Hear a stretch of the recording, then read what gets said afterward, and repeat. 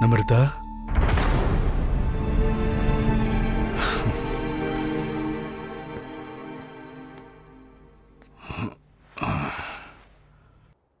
മോളെ, ആരോ ഒരുത്തിന് വേണ്ടിയിട്ട് നീ ഇങ്ങനെ പട്ടിണി ഇരുന്ന ഈ ഡാഡിക്ക് വിഷമം ഉണ്ടാവില്ലേ മോളെ?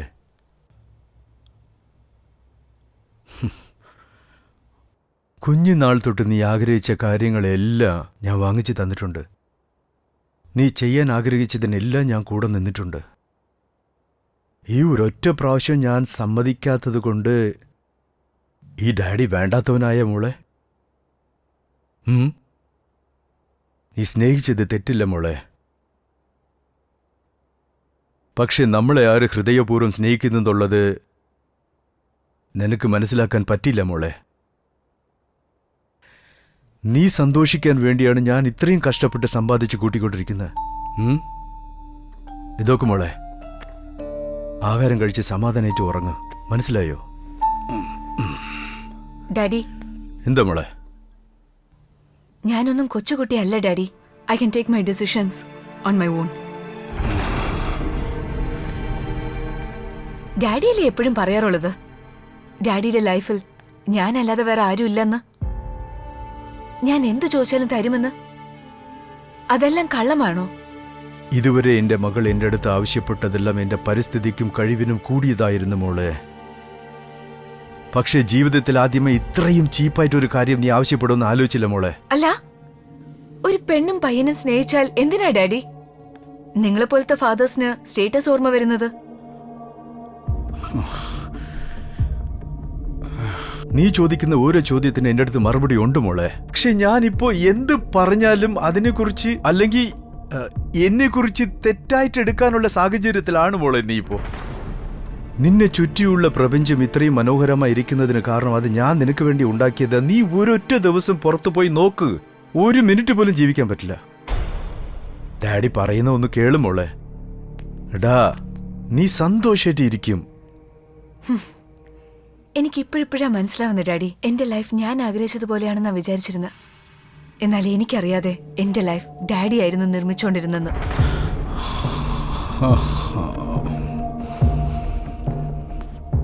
ഇനി തൊട്ട് അങ്ങനെ നടക്കില്ല ഡാഡി. എന്റെ ലൈഫ് ഞാൻ ലീഡ് ചെയ്തോളാം. അത്യാവശ്യമാണെങ്കിൽ എന്റെ പ്രവീണിന് വേണ്ടി മരിക്കാനും ഞാൻ തയ്യാറാണ്. നീ ഇങ്ങനെ സംസാരിച്ച് ഈ ഡാഡിയെ കുട്ടി എങ്ങനെ സഹിക്കാൻ പറ്റുമോള്? അതൊന്നും എനിക്കറിയില്ല ഡാഡി. എനിക്ക് എന്റെ പ്രവീൺ വേണം. അവൻ നിന്റെ പണത്തിനെയാണ് സ്നേഹിക്കുന്നത്. അവന്റെ സ്നേഹത്തിന് സത്യമില്ല മോളെ. എനിക്കെന്തോ ഡാഡി പറയുന്നതിൽ വിശ്വാസമില്ല. കള്ളം പറയുന്നത് പോലെ തോന്നുന്നു. ഞാൻ എന്തിനാ മോളെ കള്ളം പറഞ്ഞ് നിന്റെ ജീവിതത്തിനെ നശിപ്പിക്കുന്നത്? ഡാഡി ഒരു പ്രാവശ്യം പ്രവീണിനെ മീറ്റ് ചെയ്താൽ നന്നായിരിക്കും.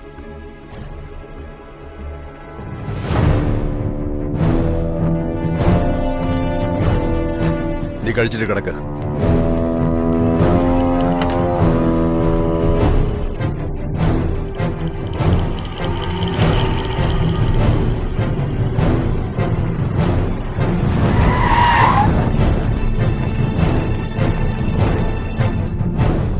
ചേട്ടാ,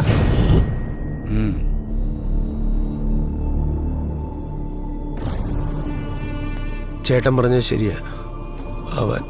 അവൻ്റെ ഫാമിലി, അവൻ്റെ സ്വന്തക്കാരെല്ലാം വളരെ അഹങ്കാരത്തിലാണ്.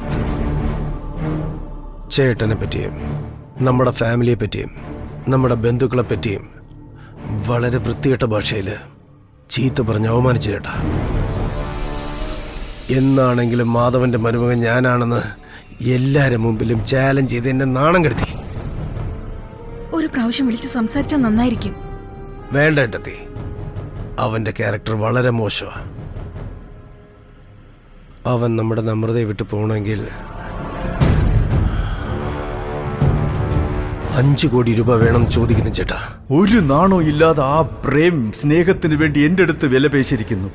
അവനും അവന്റെ കുടുംബവും ചെയ്ത കൊടും ചതിയിൽ നമ്രത വിഴുന്നു കിടക്കുന്നത് എന്നെ കൊണ്ട് നല്ലവണ്ണം മനസ്സിലാക്കാൻ പറ്റി. ഇത്രയും പൈസ വേണമെന്ന് അവൻ ഡിമാൻഡ് ചെയ്യുന്ന ഏട്ടാ. അന്നു തൊട്ട് കൊഞ്ചി കെഞ്ചി സംസാരിച്ച് നമ്രതയെ മനസ്സിലാക്കിപ്പിക്കാൻ പറ്റില്ല എന്നുള്ളത് ഞാൻ മനസ്സിലാക്കി. ആ ദിവസം തൊട്ട് വീട് വിട്ട് പുറത്തിറങ്ങരുതെന്ന് പറഞ്ഞ് നമ്രതയ്ക്ക് സ്ട്രോങ് ആയിട്ട് വാർണിംഗ് കൊടുത്ത് മുറിയിൽ പൂട്ടിയിട്ടു.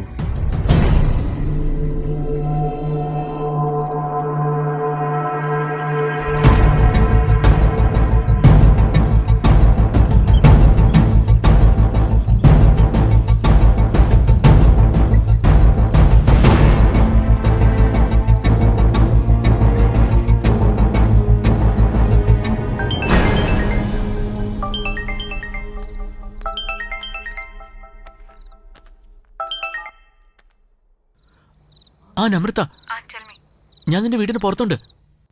വേഗം വാ, പോകാം. എന്നെ വീട്ടിൽ നിന്ന് ഇവര് വെളിയിൽ വിടുന്നില്ല. അതെന്തുകൊണ്ടാ? റൂം അറസ്റ്റ് ചെയ്തിരിക്കുകയാണ്. എന്തെങ്കിലും പറഞ്ഞു പുറത്തേക്ക് വാ Namrata. Give me some time. Let me plan something, Praveen. I love you Namrata. നീ ഇല്ലെങ്കിൽ ഞാൻ ജീവനോട് ഉണ്ടാവില്ല. നീ ഇപ്പൊ പുറത്തേക്ക് വന്നില്ലെങ്കിൽ ഞാൻ നിന്റെ വീടിന് മുമ്പിൽ വെച്ച് സൂയിസൈഡ് ചെയ്ത് മരിച്ചു പോകും നമ്രത. പ്ലീസ് അങ്ങനെയൊന്നും പറയരുത്. ഞാൻ കരഞ്ഞു പോകൂടാ. നമ്മൾ കല്യാണം കഴിച്ച് ഈ സൊസൈറ്റിക്ക് ഒരു ഇൻസ്പിറേഷനായി ജീവിക്കണം. നീ വന്ന് എന്നെ കൊണ്ടുപോ. അതെ നമ്രത, നമ്മളെ കുറിച്ചും നമ്മുടെ സ്നേഹത്തെ കുറിച്ചും എല്ലാവരും മനസ്സിലാക്കട്ടെ. ഇങ്ങോട്ട് താത്. ഡാഡി,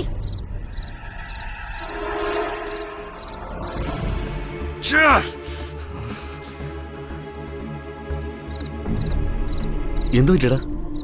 അവളുടെ അച്ഛൻ വന്നെന്ന് തോന്നുന്നു. പോവാടാ. നിനക്ക് എന്താ മോളെ പറ്റിയ? സഡനായിട്ട് ഇങ്ങനെ മാറിപ്പോയി നീ. സഡൻ ആയിട്ട് ഒന്നുമില്ല ഡാഡി. ഞാൻ ആദ്യം മുതലേ പ്രവീണിനെയാണ് സ്നേഹിക്കുന്നത്. Please daddy, accept our love. മോളെ നിനക്ക് എങ്ങനെ പറയാന്ന് എനിക്ക് മനസ്സിലാവുന്നില്ല. അവന്റെ സ്നേഹത്തിൽ സത്യം ഇല്ല മോളെ. നിന്നെ കാരണം കാട്ടി അവൻ എന്റെ അടുത്ത് പണം വിലപേശുന്നു. ഡാഡി, പ്രവീൺ കാശിന് വേണ്ടിയല്ല എന്നെ ലവ് ചെയ്യുന്നത്. ഡാഡി ആരോ തെറ്റിദ്ധരിപ്പിച്ചതാണ്. നിന്റെ ചെറിയച്ഛന്റെ അടുത്ത് അവൻ നിന്നെ വിട്ട് വിലകി പോവാൻ പണം ചോദിച്ചു. അറിയോ? നിനക്ക് ചെറിയച്ഛനെ പറ്റി അറിയാമോ? ചെറിയച്ഛൻ എങ്ങനെയാന്ന് നാട്ടിൽ എല്ലാവർക്കും അറിയാം. എന്റെ അനിയനെ പറ്റി എനിക്ക് നല്ലവണ്ണം അറിയാം. അവന് തെറ്റായിട്ടുള്ള സ്വഭാവങ്ങളുണ്ട്. തെറ്റായവനല്ല. പക്ഷെ ഇവൻ നമ്മുടെ കുടുംബത്തിനെ കുറിച്ച് നിന്റെ അടുത്ത് തെറ്റായിട്ട് പറഞ്ഞ് നിന്നെ അവന്റെ കൂടെ ചെല്ലാൻ നിന്നെ പ്രോത്സാഹിപ്പിച്ചു. നമ്രതേ, നമ്മുടെ കുടുംബത്തിന്റെ ഗൗരവം മൊത്തം നിന്റെ കയ്യിലാ ഉള്ളത് മോളെ. ഈ കാര്യം നാട്ടുകാരറിഞ്ഞാൽ നമ്മുടെ കുടുംബം തലകുനിക്കേണ്ടി വരും മോളെ. പ്ലീസ് മോളെ, ഒന്ന് മനസ്സിലാക്കാൻ ശ്രമിച്ചു നോക്ക്. Daddy, please accept Praveen. Daddy, നിങ്ങൾ ചെറിയച്ഛനെ എത്രയ്ക്ക് വിശ്വസിക്കുന്നുണ്ടോ അത്രയ്ക്ക് ഞാൻ പ്രവീണിനെയും വിശ്വസിക്കുന്നുണ്ട്. പ്രവീൺ നമ്മുടെ ഫാമിലി സ്റ്റേറ്റസിനെ രക്ഷിക്കുന്നുള്ള വിശ്വാസം എനിക്കുണ്ട് ഡാഡി.